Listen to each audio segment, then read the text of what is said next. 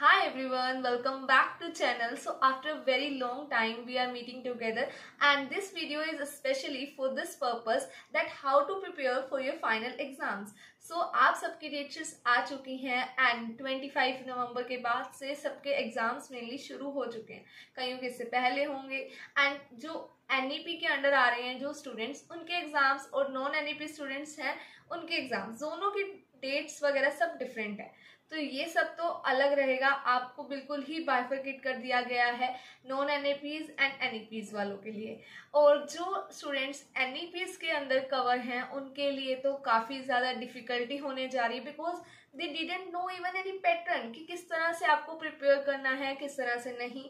But अगर आप NEP के अंडर कवर नहीं हो आप तो एक स्मार्ट प्ले कर सकते हो, आपके पास अपॉर्चुनिटी है, आप पीवाईक्यूज देख के जा सकते के अकॉर्डिंग प्रिपेयर कर सकते हो।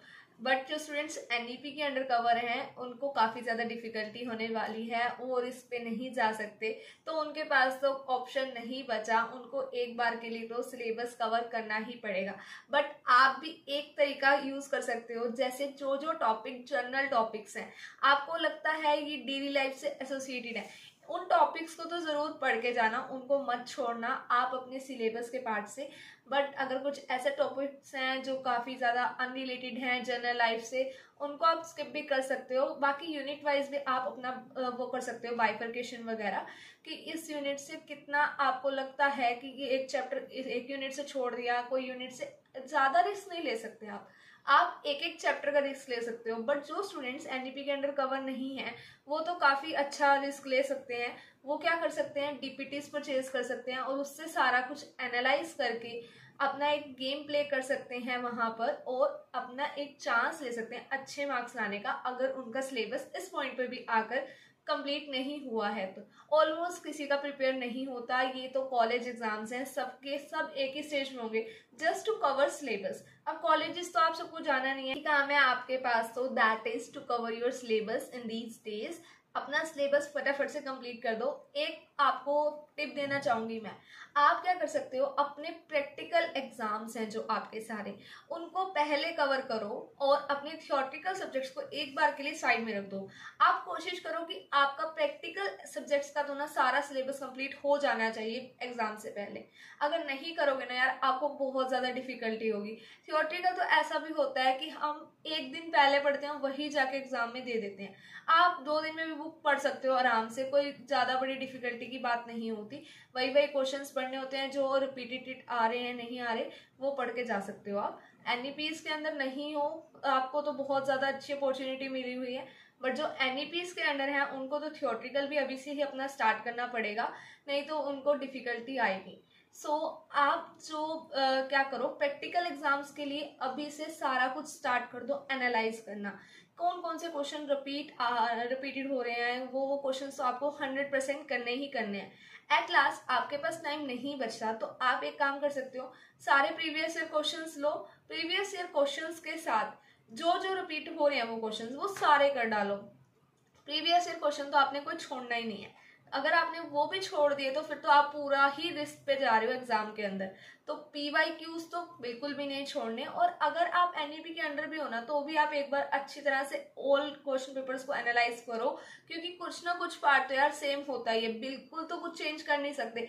Daily life things like history हो गई, इंग्लिश हो गई, ये चीजें तो कहाँ ही चेंज होती है, ये तो हमेशा सेम ही रहेंगी ना।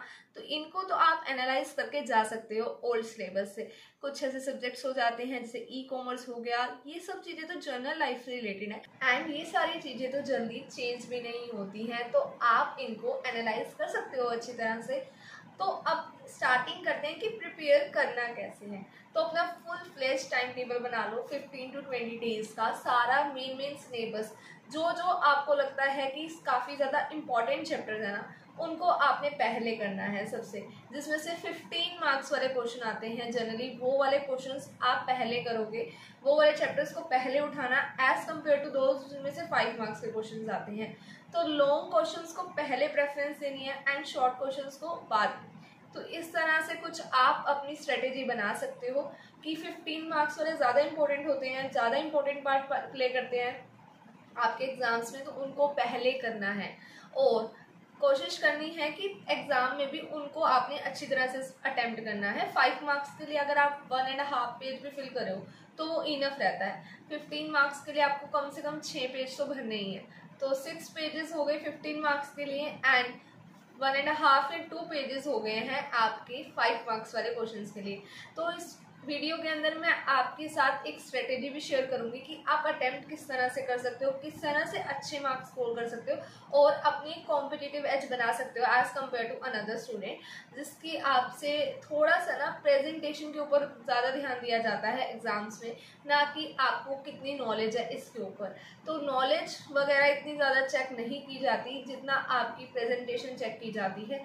तो प्रेजेंटेशन अच्छी रखनी है एग्जाम्स में, ये नहीं कि आप शीट्स फिल करने के लिए बहुत ज़्यादा लूज लिख रहे हो, इतना लूज नहीं लिखना, ना ही ज़्यादा टाइट लिखना। सो एक कंसिस्टेंसी मेंटेन करनी है, ना ज़्यादा लूज होने चाहिए आपके वर्ड्स, ना ज़्यादा टाइट।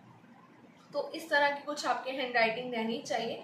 और एक पॉइंट, टाइम सेव करने के लिए आप ये कर सकते हो, बड़े बड़े डायग्राम्स बना सकते हो यार। डायग्राम्स जितने बड़े होंगे उतने ज़्यादा आपका टाइम भी सेव होगा और आपकी जो विजन, मतलब एक ना टीचर के ऊपर ना ये विजन आ जाता है कि ये स्टूडेंट को तो काफ़ी कुछ आता है, डायग्राम से सब कुछ क्लियरली दिख रहा है, तो उनको पूरा एग्जाम या पूरा सब कुछ रीड करने की ज़रूरत नहीं पड़ती ना। तो ये सब कुछ कर सकते हो आप, बड़े बड़े डायग्राम्स बनाओ, ब्लैक पेन का यूज़ करो। यस, ब्लैक पेन को लेके जाना मत भूलना, और अच्छे पेन्स का यूज़ करना, और मतलब good quality, good hand writing वाले। राइटिंग का ही सब कुछ मेन खेल है, बाकी किसी चीज़ का नहीं है। असेसमेंट तो आपकी जो भी होगी वो आपके MSTs के बेसिस पे लग चुकी है, अब उसका तो आप कुछ नहीं कर सकते, बट अभी भी आपके हैंड में 80 मार्क्स हैं, उन्हें सेव कर सकते हो ना, तो अभी से उसके लिए प्लान करना स्टार्ट कर दो। तो एक चीज़ और मैं आपको कहती हूँ कि एक बार ना, अगर आप थियोरेटिकल एग्जाम है आपका, तो उसके लिए एक बार सब कुछ लिख के देख लेना कि आप किस तरह से पेपर में अटेम्प्ट करने जाओगे उस क्वेश्चन को। इसका मतलब ये नहीं है कि आपको 32 शीट्स ही फिल करनी है, एक बार पूरा एग्जाम घर पे अटेम्प्ट करना है 3 आवर्स का।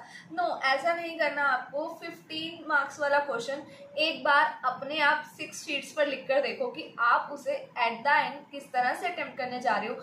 इंट्रोडक्शन लिखना मत भूलना, फिर उसके बाद एट लास्ट कंक्लूजन लिखना मत भूलना। तो इंट्रोडक्शन को भी अच्छे से हाईलाइट करना, कंक्लूजन को भी अच्छे से हाईलाइट करना, एंड कंक्लूजन के बाद 2 लाइंस छोड़ना, और एग्जाम के एंड में हर एक क्वेश्चन के बाद आपको लाइंस लगानी है।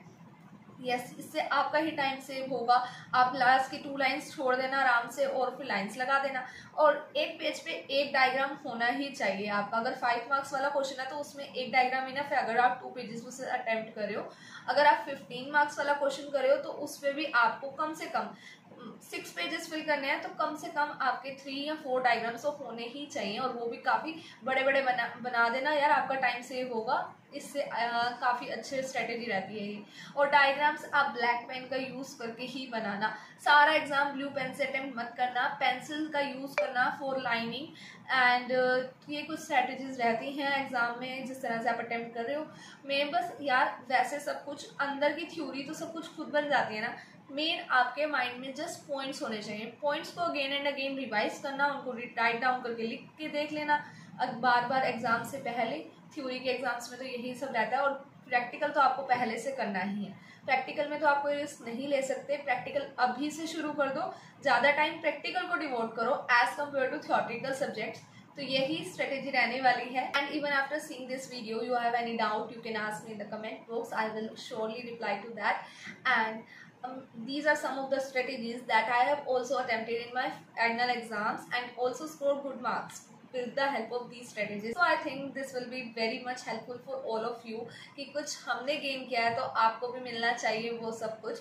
So इसको अप्लाई करना एग्जाम्स में रियली आपके लिए हेल्पफुल होने जा रही हैं ये वाली strategies. So try to follow these some tips in your exams and score the good marks with the help of this. So till then, bye bye, meet you in the next video with some new content.